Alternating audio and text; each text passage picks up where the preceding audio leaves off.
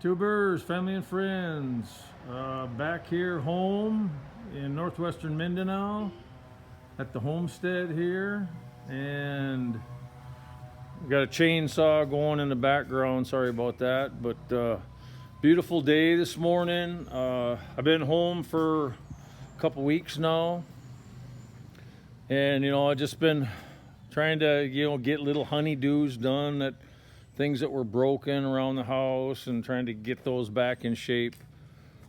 Just the regular things. When you own a house anywhere in the world, you're always going to have things that you have to take care of all the time. Like my filter system, I swap my filters, clean my filters. I drain the pool for the dry season, but it's a beautiful day today, my gosh. But it's been on and off rain, for the couple weeks I've been here.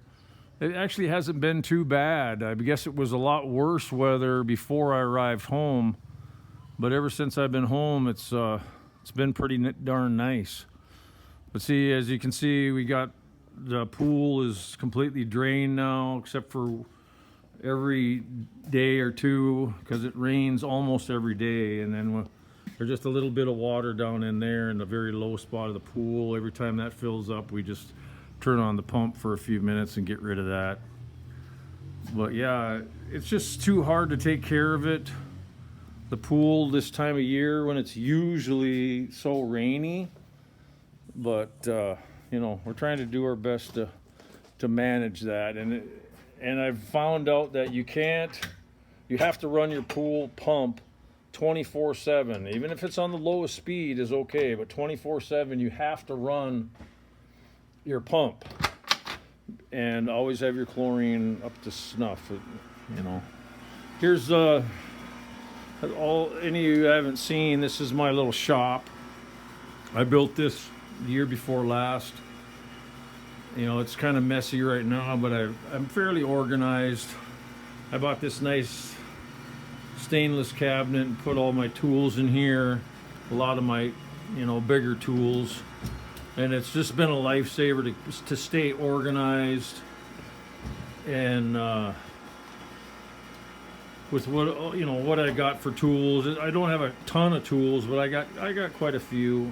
Most of this stuff came back, or I shipped here in Billick Bion boxes from Las Vegas, Nevada, where the last few years of my life, before I came to Philippines, where I lived.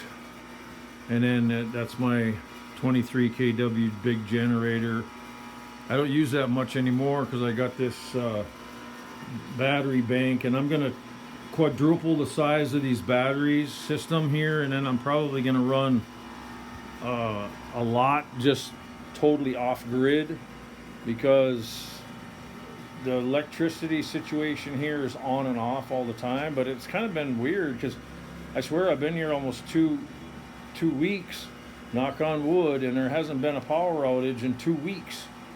But see, that's another thing this time of year. The way the power company is that they party on all the Burr months. So September, they call it Burr months: September, October, November, December. All those months, the utility company just parties and only works if there's an emergency, like a tree over a line or anything like that. Yeah, otherwise, they have no scheduled projects.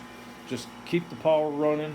So actually, these Burr months are the time that there's the least amount of power outages, because then when it starts after New Year's, like the middle of January, then they'll start in on their yearly projects, and they try to get all those done before the first Burr month. And then when they do maintenance projects, they shut down the power constantly. Every week, twice a week, sometimes 3 times a week, they'll purposely shut the power down, or they're fiddling with things to accidentally trip the power. Oh yeah, it's crazy, the utilities in this country. But that's why during those times of the year, I'm going to be totally off grid here once I get my battery banks full, a quadruple in size here. And then I'll also add even a redundant dual inverter chargers for the battery banks, but I'll have a massive battery bank all on this side. I'll be, that whole thing area in there will be filled with batteries. And then right now I'm making some pretty good power, 6,000, almost 9,000 kW right now.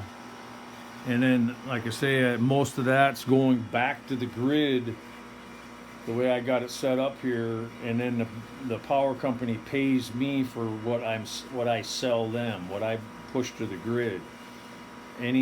Whatever amount I'm not using automatically goes to the grid, and they pay me back for that. When I say pay me back, I get credits on my bill that reduces my bill.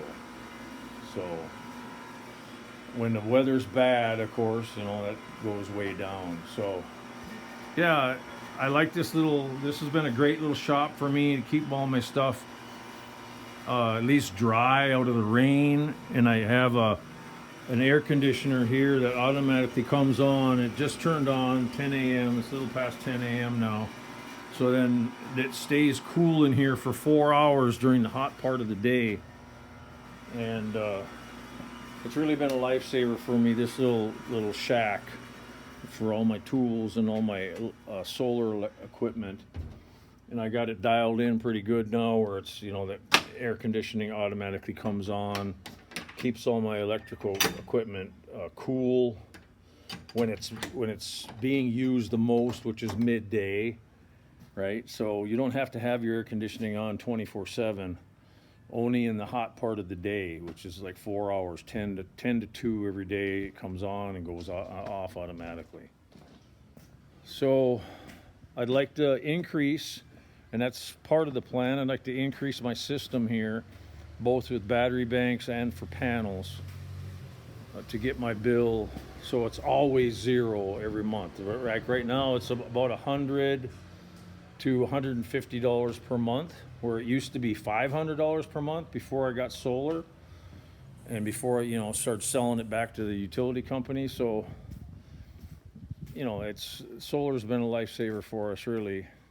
And that was one of the last bit of savings of cash that I used, that I had 3.5 years ago, 4 years ago now almost, that I figured, okay, well, I don't have any more income coming in, but I really need to reduce my monthly costs as much as possible, because I know my income is going to be very small for 4 years, right, before I get my Social Security coming in. So that's what I decided to do, is put all the rest of my last bit of cash that I had into the solar system, so it would really reduce our monthly expenses. And that was really a lifesaver for us. And Lilibeth, by the time I was gone in the U.S., she kept the grounds real clean, and so it's been, it's really in a good condition right now. Everything's trimmed back pretty well. I'm gonna start, as you can hear the chainsaw way back in the jungle.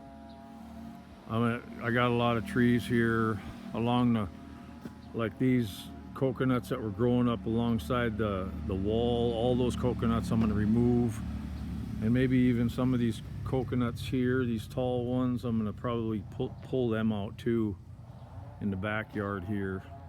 And I'm going to concentrate only on fruits in this backyard. So right now, as you can see, these red, that's rambutan. Right here, that's red fruits hanging, that's rambutan. It's real low producing this year because there was way too much rain in August and September and July even, actually. And then we got a mangosteen tree here, which haven't produced yet. And probably most of these coconut trees, this one's I'm cutting out of here.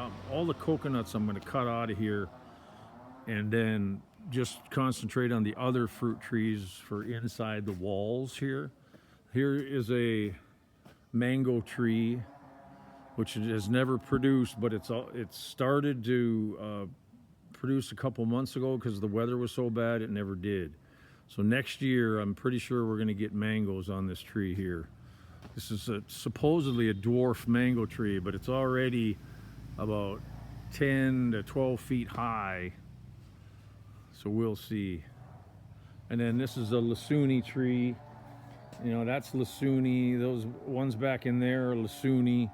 And last year they were just loaded because the weather was so nice all summer long. And then in the fall, the trees were just loaded with the biggest bounty of harvest I've ever seen for Lasuni and Rambutan was last year. And this year it's the opposite. So hardly anything. So, that's the way it is. It's all dependent upon the weather. But the tower is in pretty darn good condition. But it's been 10 years now since we built all this stuff, or pretty close to it. The tower was the last thing built, so that's maybe 8 years on that. And it's been about 6 years on the pool.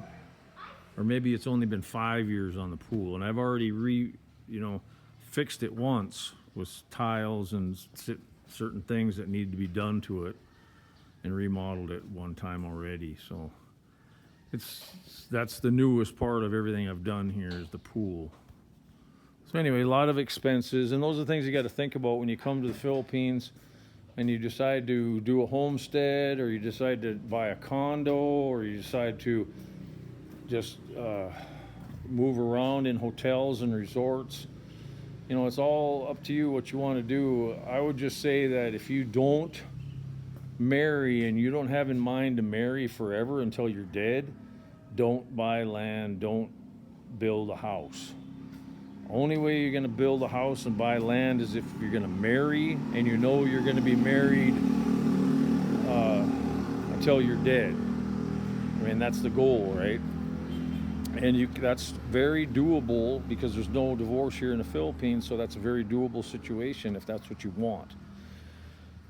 All you gotta be aware of is that it's a completely different culture, and you have to really, and I mean really, understand your Filipino, because they're a way different animal than other countries, especially in the Western countries. So, Eastern women are way different, and then if they're from the city, shy away from them for the most part, because they're going to be integrated in the worldly scams and being spoiled and all that stuff. So go to the provinces, go way out in the countryside if you want to find a long life wife from any of the eastern countries of the world. That's just a good bunch of advice for you guys that are thinking about finding a future wife. And like I say, I don't know what the law is in some of these other countries, other than the Muslim countries. There's no divorce, and most of the Muslim countries. And then the only Christian country I know of there's no divorce is the Philippines in the world. So you do your own research on that, but that's a huge part of why men aren't even in the West aren't getting married anymore. They're not having kids. They're not doing anything because of the way the whole divorce laws are structured in the West. It's a total. You're wasting your time. You're wasting your life. You're wasting everything. If you got a gun held to your head at any time and for any reason, the woman can come to you and say, "Oh, I fell out of love with you now, but I want your money, and I want to pull your kids away from you, so you're forced to pay child support." And this stuff happens every day to hundreds of men every day in the West. So this is why men are finally getting smart, and they're not marrying in these countries with these vicious divorce laws, and they're going to countries that don't have divorce laws, even if they're having to change their religion to Muslim so they don't have to deal with divorce laws. They're better off in a way, and as far as that goes anyway. As far as your Christian faith, not so much. So why are we here? Why is my channel named Escape? A Foreigner Escapes to the Philippines? Well, like Jonah, Jonah wanted to escape Nineveh because God said, go to Nineveh. And these people there were just like the most vicious, nasty people you can think of. Go there and warn them that I'm going to destroy them. And what did Jonah do? Jonah said, heck with that. I'm not going there and getting my ass killed. I'm going to escape. So he takes a boat and he tries to escape. Well, God never told me directly to go to the U.S. and preach that the destruction is coming upon the U.S., but he did tell me it's too far gone. I will destroy the U.S., so you need to get on a boat or a plane and come to the Philippines. That's what God told me. Because why? Because there's a woman there in the Philippines that I have picked out for you, and you can have a child with her, and you can be there free from the hell on earth that's coming for the West that I'm going to punish, and you and your family can survive there. So I obeyed God's word from what I thought he's telling me, and that's why I'm in the Philippines. So anyways, it's a huge decision, but I mean, you can see it every day what's going on in the Philippines, or not in the Philippines, but in the West and the US, guys. I mean, assassinations in broad daylight with the Charlie Kirk situation, and it's all been covered up by the government and by the Zionists that control the United States. I mean, it's crazy what's really going on there in the U.S., guys. When I was there for two months in the Las Vegas area, it's just reiterated in my mind that the massive temptations of what money and the ways of the world can really bring you down and bring you on a path to destruction. And this is really what the U.S. is about nowadays. It's never used to be that way in the decades past, with wholesome, loving families and everyone's hearts in the right place. When money was very little and people had to get by and depend upon each other, and frugal living and having gardens and having chickens and having farms, and all that's gone now. That majority of that's gone. A lot of people are trying to go back to it, but the tax situation and the money situation with massive inflation and everything right now, it's so bad that it's so hard for people to live. And it's honest to God that the worst thing about the West is money. It destroys everything. It's in your face from every angle, from government, from corporations, from taxes, to everything you can think of. They're just raping the common man of all that is good in the eyes of God, and you can't make it back there anymore. The only way you can make it is to join the evil in what the evil is doing, and then your soul is lost. So if at all possible, get away from the West.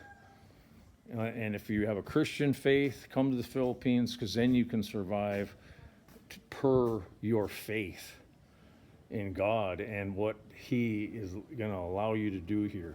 Every single day now, my routine, I'm back to it as far as walking my 3 to 4 miles every morning to my north property, where I have one cow there, and she's pregnant now, I'm pretty sure. She spent 2 months with bulls, and she had lots of time to get pregnant. I'm pretty sure she's pregnant, which would be great. Next April or May, she should have a calf. And hopefully by next summer, I'll have a bunch more cows. I want at least 2 more cows, maybe 1 bull. I don't know. I'm not sure yet. But I'm gonna do a lot of fencing this summer.